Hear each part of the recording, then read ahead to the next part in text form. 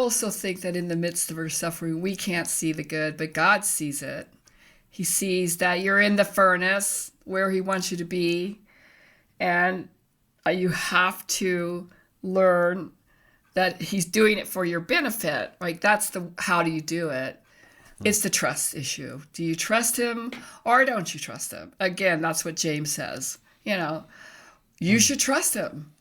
And we struggle with that, but I do think that we can get better at it for sure.